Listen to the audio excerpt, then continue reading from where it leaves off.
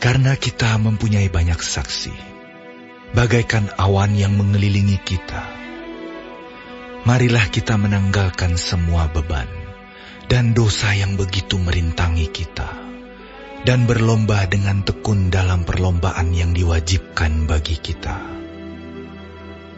Marilah kita melakukannya dengan mata yang tertuju kepada Yesus, yang memimpin kita dalam iman, dan yang membawa iman kita itu kepada kesempurnaan, yang dengan mengabaikan kehinaan, tekun memikul salib, ganti sukacita yang disediakan bagi Dia, yang sekarang duduk di sebelah kanan tahta Allah.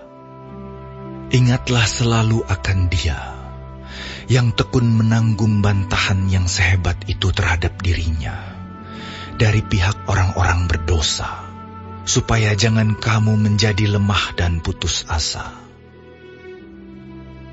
Dalam pergumulan kamu melawan dosa, kamu belum sampai mencucurkan darah. Dan sudah lupakah kamu akan nasihat yang berbicara kepada kamu seperti kepada anak-anak? Hai anakku, janganlah anggap enteng didikan Tuhan, dan janganlah putus asa apabila engkau diperingatkannya. Karena Tuhan menghajar orang yang dikasihinya, dan Ia menyesah orang yang diakuinya sebagai anak. Jika kamu harus menanggung ganjaran, Allah memperlakukan kamu seperti anak. Di manakah terdapat anak yang tidak dihajar oleh ayahnya? Tetapi jikalau kamu bebas dari ganjaran yang harus diderita setiap orang, maka kamu bukanlah anak, tetapi anak-anak gampang. Selanjutnya, dari ayah kita yang sebenarnya kita beroleh ganjaran, dan mereka kita hormati. Kalau demikian, bukankah kita harus lebih taat kepada Bapa segala roh, supaya kita boleh hidup? Sebab mereka mendidik kita dalam waktu yang pendek, sesuai dengan apa yang mereka anggap baik. Tetapi Dia menghajar kita untuk kebaikan kita, supaya kita beroleh bagian dalam kekudusannya. Memang tiap-tiap ganjaran pada waktu ia diberikan tidak mendatangkan sukacita, tetapi duka cita. Tetapi kemudian ia menghasilkan buah kebenaran yang memberikan damai kepada mereka yang dilatih olehnya. Sebab itu, kuatkanlah tangan yang lemah dan lutut yang goyah, dan luruskanlah jalan bagi kakimu, sehingga yang pincang jangan terpelecok, tetapi menjadi sembuh. Berusahalah hidup damai dengan semua orang, dan kejarlah kekudusan, sebab tanpa kekudusan tidak seorang pun akan melihat Tuhan. Jagalah supaya jangan ada seorang pun menjauhkan diri dari kasih karunia Allah, agar jangan tumbuh akar yang pahit, yang menimbulkan kerusuhan, dan yang mencemarkan banyak orang. Janganlah ada orang yang menjadi cabul, atau yang mempunyai nafsu yang rendah seperti Esau, yang menjual hak kesulungannya untuk sepiring makanan.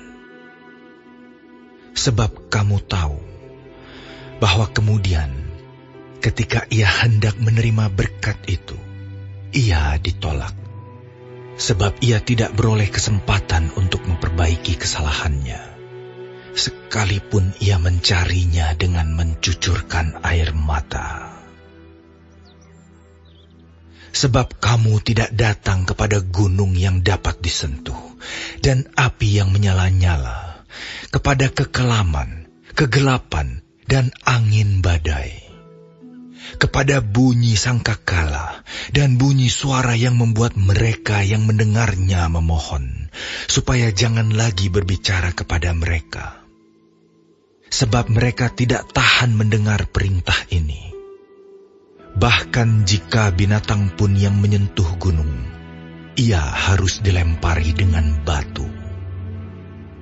Dan sangat mengerikan pemandangan itu, sehingga Musa berkata, "Aku sangat ketakutan dan sangat gemetar."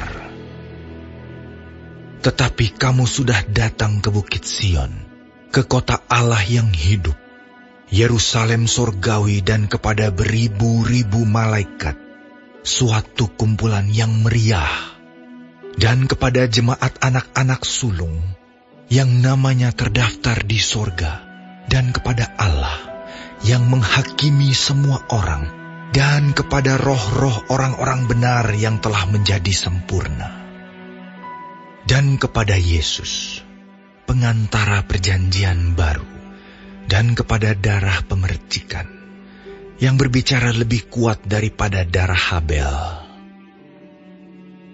Jagalah supaya kamu jangan menolak Dia yang berfirman, sebab jikalau mereka yang menolak Dia yang menyampaikan firman Allah di bumi tidak luput, apalagi kita, jika kita berpaling dari Dia yang berbicara dari sorga. Waktu itu suaranya menggoncangkan bumi, tetapi sekarang Ia memberikan janji, "Satu kali lagi aku akan menggoncangkan bukan hanya bumi saja, melainkan langit juga." Ungkapan "satu kali lagi" menunjukkan kepada perubahan pada apa yang dapat digoncangkan, karena Ia dijadikan supaya tinggal tetap apa yang tidak tergoncangkan. Jadi, karena kita menerima kerajaan yang tidak tergoncangkan, marilah kita mengucap syukur dan beribadah kepada Allah menurut cara yang berkenan kepadanya, dengan hormat dan takut. Sebab Allah kita adalah api yang menghanguskan,